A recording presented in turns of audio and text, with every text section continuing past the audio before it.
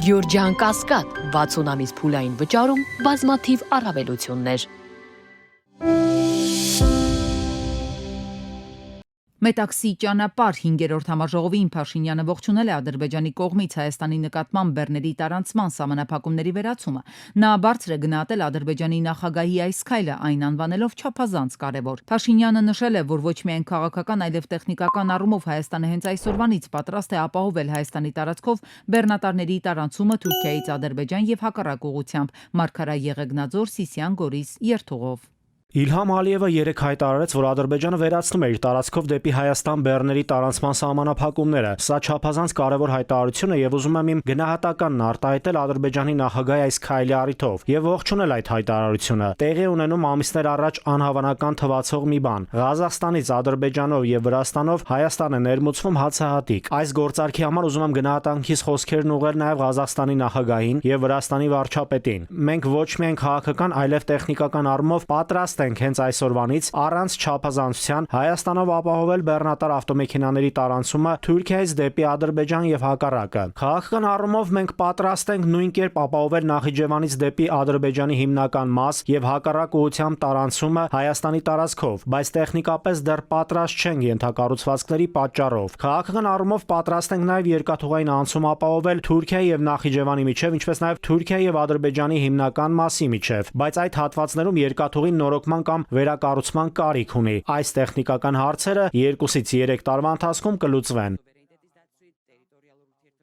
Ադրբեջանի տարածքով դեպի Հայաստան ցորենի ներկրումը իրապես հեղափոխություն է։ Այս մասին ազգային ժողովի նիստում հայտարարել է ազգային ժողովի փոխնախագահ Ռուբեն Ռուբինյանը, անդրադառնալով ընդդիմության քննադատությանը Ղազախստանից Ադրբեջանի տարածքով Հայաստան ցորենի ներկրմանը։ Նա ընդգծել է, որ վերջապես ունենք աղբյուրների դիվերսիֆիկացիա։ Գլխավոր քննադատությունը հետևյալն էր. սա միակողմանի զիջում է։ Ադրբեջանը հնարավորություն է ստանալու Հայաստանի տարածքով տրանզիտ իրականացնել, Հայաստանը ստանալու է ոչինչ։ Վերջապես մենք ունենում ենք աղբյուրների դիվերսիֆիկացիա։ Եվ ես կարծում եմ երեկվա հայտարարվածը եւ տեղի ունենալիքը իրապես հեղափոխական բան է։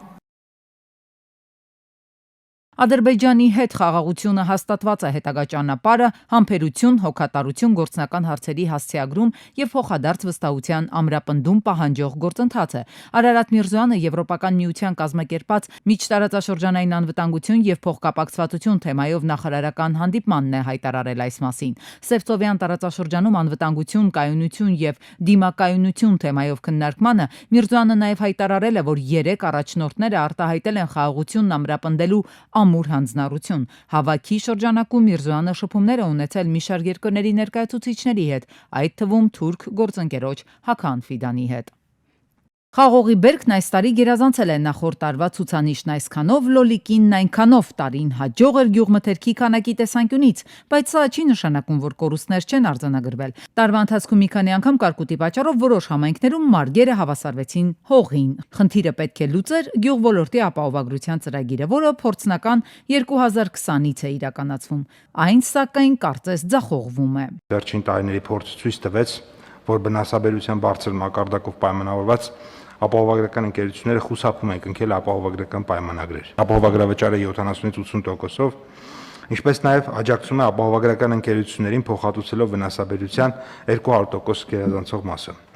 Սակայն այս պարագայում եւս ապահովագրական ընկերությունները շատ փոքր ծավալով ապահովագրություն իրականացրեցին։ Կառավարությունը որպես խնդրի ժամանակավոր լուծում պլանավորում է փոխհատուցել այն ֆերմերների վնասները, որոնք կարկուտի հետևանքով ունեցել են բերքի 40-ից 100% վնաս։ Բայց սա արկա խնդիրները նույնիսկ մասնակի չի լուծելու գլոբալ լուծման տարբերակները հասկանալու համար կառավարությունը պատրաստվում է ուսումնասիրել թուրքական փորձը։ Եթե ինչ մի բանի վնասաբերությունը 4-5 տարի երկար 50-300% է, դա ապահովագրվող ռիսկ չի։ Որտեղ ապահովագրության իմաստն այն է, որ մի տարի 50% լինի, մյուս տարի 150% լինի եւ միջինում ապահովագրականները կարողանան այդ ռիսկը ստանձնել։ Աշխարհում լավագույն երկու մոդելները դա ըստ էության իսպանական Agroseguro-ի մոդելն է եւ թուրքական Tarsim-ի։ Բայց եթե ապահովագրական ընկերությունները հրաժարվում են ապահովագրել ֆերմերային տնտեսությունները, մեր երկրում գյուղոլորտի ռիսկայնության պատճառով նշանակում է պետք է նախ հասկանալ, թե որքան է կազմում քո ռիսկայնությունը եւ որոնք են դրա աղբյուրները։ Ընդհանրապես այս ոլորտում ամեն ինչ սկսվում է հաշվարկներից։ Ցանկացած մեծ ընկերություն ուզում է վիճակագրություն, հաշվարկ։ Տարեկան որ մարզում ինչքան կարկուտ է գալի, ինչքան բերքի կորուստ ալում, բերքի հետ կապված ինչ խնդիրներ են արել, մենք այդ վիճակագրական տվյալները մեղմ ասած չունենք։ Այս պահին շրջանառվում է թուրքական ընկերության անուն, կարծես թուրքական ընկերությունը իր փորձով փրկելու է հայկական գյուղատնտեսությունը, նշում են մասնագետները։ Այնինչ Հայաստանում հիմա նորմալ աշխատող հակակարկտային կայաններ չկան, որոնք կնվազեցնեին կարկուտի ռիսկը։ Աշխատում են եւ նույնիսկ կից մարգն է ավերվում կարկուտից։ Այս դեպքում ինչ էական է, թե ում փորձն են ուսումնասիրում։ Արտասահման բոլոր ինտենսիվ այգիները նորմալ այգիներ են, ստեղի նման չէ։ Հակակարկտային ցանցերով պաշտպանված են, այնտեղ ջրի խնդիր չկա, որովհետեւ ամեն ինչը հաշվարկած է, հիմնականը ռիսկային ցրտահարությունն է։ Այս խնդրի լուծումն առավել կարևոր է դառնում այն տեղեկատվության ֆոնին, ըստ որի առաջիկայում հնարավոր է բացվի Թուրքիա-Հայաստան սահմանը։ Պատկերացնել կարելի է, թե ինչի կվերածվի հայկական գյուղոլորտը, որտեղ նվազագույն ռիսկերն իսկ հնարավոր չէ նվազեցնել ապահովագրության ենթակա չափանիշներին հասնելու համար։ Վերջին 30 տարում առաջին անգամ Ադրբեջանի տարածքով ղազախական ցորեն է ներկրվելու Հայաստան։ Ազգային ժողովում սա համարեցին որպես նոր ուղի, նոր հնարավորություն։ Ավելի պարզ օրինակով ասեմ, այս ազգային ժողովի նիստերի դահլիճում կա մեկ դուռ, որով հնարավոր է ներսը դուրս անել։ Ունենք այդ իրավիճակը։ Հիմա բացվում է երկրորդ դուռը։ Իշխանականները վստահ են, որ սա լավ է, իրենց փաստարկներն ունեն թեմայի վերաբերյալ, ասում են այն թեզերը, թե Հայաստանը միակողմանի է զիջում իր ճանապարհները Ադրբեջանին, այսպիսով հոդս են ցնդում։ Խնդիրը միայն ցորենը չի, կամ խնդիրը միայն Ղազախստանից բան ներկրելը չի։ Հարցն է, որ վերջապես մենք ունենում ենք աղբյուրների դիվերսիֆիկացիա։ Եվ ես կարծում եմ երեկվա հայտարարվածը եւ տեղի ունենալիքը իրապես հեղափոխական բան է։ Խաղաղությանը միտված եւս մեկ քայլ են համարում սա քաղաքացիական պայմանագրի ներկայացուցիչները, հաշվի առնելով նաեւ Ադրբեջանից ստացած ազդակները, տնտեսական կողմն են հաշվի առել։ Ավելի էժան է գալու, քան կգար Ուկրաինայից։ Ազգային ժողովի նիստերի դահլիճից դուրս Ալեն Սիմոնյանն էլ ողջունեց դեպի Հայաստան Ադրբեջանի տարածքով ցորենի ներկրումը, հայտարարեց Հայաստանի եւ Ադրբեջանի միջև խաղաղության հաստատման ապացույցներից մեկն է։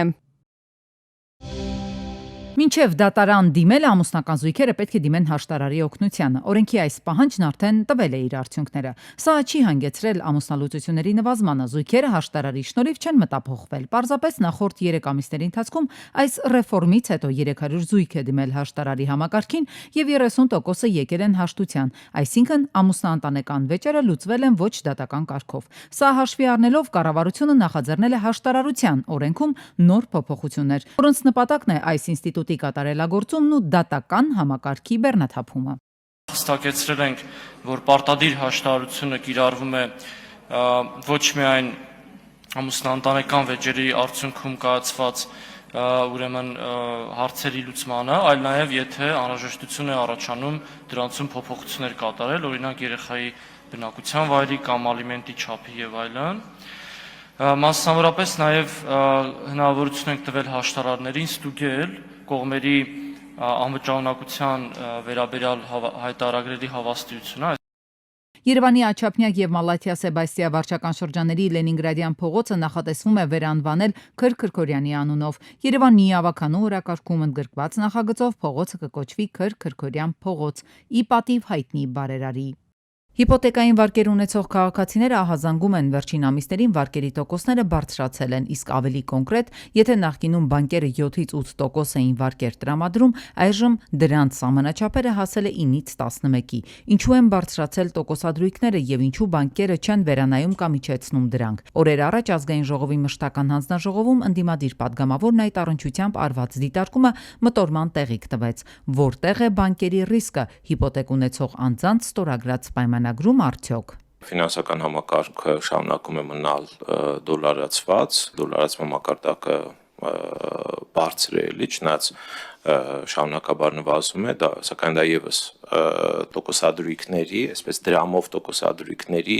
ոչ բավարար ճկունության պատճառներից մեկն է հանդիսանում։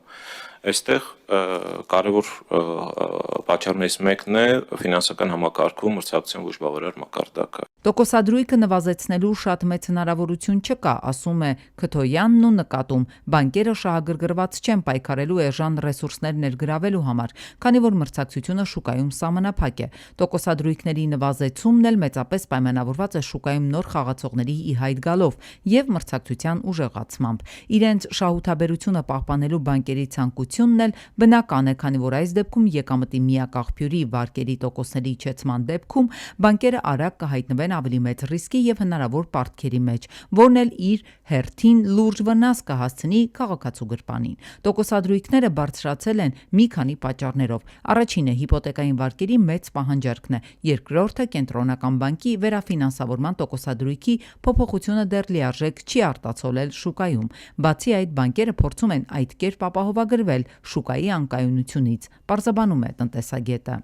Ցանկացած բիզնես առաջնորդվում է պահանջարկով։ Պահանջարկը մեծ տոկոսադրույքը որքան է բարձրացնել, շահույթները մեծ են լինում, ձեռնտու է բանկերին եւ մարդկանց դեռ ձեռնտու է։ Այն պահից սկսած, որ կբարձրանան տոկոսադրույքները եւ հիպոթեկ վերցնողները քիչ կլինեն, այդ ժամանակ արդեն կարող է իջնել։ Միակ միջամտող է հարցում կարող է լինի կենտրոնական բանկը, որը բարձրացնում կամ իջեցնում տոկոսադրույքները, բայց այս պարագայում կենտրոնական բանկը վստահաբար դա չի անի, որովհետեւ նման խնդիր չկա։ Տնտեսագետը միաժամանակ նկատում է, որևէ մեկը ապահովագրված չէ ու վստահ չի կարող ասել, որ մի քանի ամիս անց տոկոսադրույքը կրկին չի բարձրանա։ Ու թեև Հայաստանի կենտրոնական բանկը աստիճանաբար իջեցնում է վերաֆինանսավորման տոկոսադրույքը, շուկայում տոկոսների նվազման միտում չի նկատվում։ Մինչ այդ վարկառուներին մնում է լինել առավել զգոն, տեղեկացված ու պատասխանատու ֆինանսական որոշումների կայացման հարցում։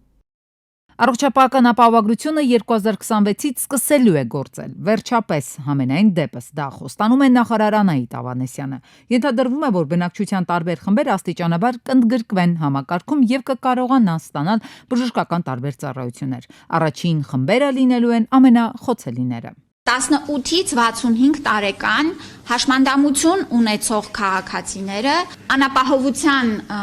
բալ ունեցող քաղաքացիները, 28 եւ ավել 65 տարին լրացած քաղաքացիները եւս 2026 թվականից կներառվեն ապահովագրության համակարգ։ Ենթադրվում է, որ 26-ից համակարգում կընդգրկվեն նաև այն անձինք, որոնք 200,000 դրամից ավելի աշխատավարձ կամ շահույթ են ստանում։ Մի խոսքով հաջորդ տարի պետք է առողջապահական ապահովագրության այս համակարգից 1,600,000 մարդ արդեն օգտվի։ Այստեղ կարևորագույն հարցն այն է, թե ինչպես է գոյանալու դրա համար անհրաժեշտ բյուջեն, որքան գումար է գանձվելու աշխատողներից։ Առաջին փուլի համար սահմանել ենք 129,600 դրամի շրջանակներում եւ այն իր մեջ ներառում է կանխարգելիչ, ուրեմն վաղ հայտնաբերմանը ուղղված սկրինինգային ծրագրեր, հիվանդանոցային ծրագրեր, դեղորայքային ապահովում, շտապօգնության ծառայություններ։ Ինչևէ, յուրաքանչյուր աշխատողից համակարգը գանձելու է 11-ից 14,000 դրամ։ Այստեղ հարց է առաջ գալիս, իսկ ինչպես է գանձելու գումարներ օրինակ անհատ ձեռնարկատերերից, արհեստավորներից, ինքնազբաղվածներից, տաքսու վարորդներից։ Այս ապահովական համակարգը իրանից ենթադրում է հասի միջոցով փեսուն լավություն անելու հանրայից սխեմա, որովհետև հավաքելու են մի խումբ մարդկանց, որի հաշվին ապահովել են մյուսների, ասած, սոցիալական համերաշխության, այսպես ասած, սկզբունքի հիման վրա։ Օրինակ կան այսօր միկրո ձեռնարկատերեր, որոնք տանն աշխատելով ապահովում են ամսական 1-ից 2 միլիոն դրամ եկամուտ։ Այդ եկամուտը չի գրանցվում, իսկ այդ անձինք հարկման ենթակա գործունեություն չեն վարում, բայց ստացվում է, որ օգտվելու են այն համակարգից, որն աշխատելու է, ասենք 200,000 դրամ ամիսը վաստակողից գանձումներ իրականացնելու հաշվին։ Շատ մարդիկ կա գործում են ստվերում, իրենց եկամուտները հասանելի չի, տեսանելի չի, հետևաբար սա ուղիղ հարվածը լինելու են մարդկանց, ում եկամուտները կամ ովքեր մաքուր են աշխատում, թափանցիկ են աշխատում, ստվերում չեն աշխատում։ Նախագծով ենթադրվում է, որ ապահովագրական համակարգը նաև ապահովելու է պացիենտներին դեղամիջոցներով, որոնք ներառված կլինեն ընդհանուր փաթեթում։ Այսինքն, եթե փոխհատուցվող հետազոտության արդյունքում բժիշկը նշանակի դեղեր, դրանք եւս կտրամադրվեն։ Այդ դեղերի վերաբերյալ պետք է կառավարությունը դեռ որոշում ընդունի, բայց կյանքը ցույց է տալիս, որ փոխհատուցվող դեղերի որակի հետ կապված հաճախ հարցեր են ի հայտ գալիս։ Պացենտին ասում եմ, մենք քեզ տալիս ենք այս դեղը ազդող նյութով։ Քաղաքացին գնում է դեղատուն եւ ասում է, գիտեք, այս դեղը անվճար տվեք։ Ասում է, այո, այս դեղը կարող եմ տալ անվճար, որը օրինակ ռուսական կամ բելարուսական արտադրության է։ Բայց եթե դու ուզում ես նույնիսկ եվրոպականը, դու պետք է հավելավճար վճարես դրա համար։ Մասնագետներն ուշադրությանն են հրավիրում մի հանգամանքի վրա եւս առողջապահության համակարգի աշխատանքն ապահովելու է պետության կողմից ստեղծվելիք հատուկ մարմին, իսկ միջազգային փորձը ցույց է տալիս, որ նման պետական կառույցները շատ արագ դառնում են կոռուպցիայի ու չարաշահումների մեծ կենտրոն։ Տասնյակ միլիոնավոր դոլարների ամենօրյա հոսքն է անում իր սև գործը։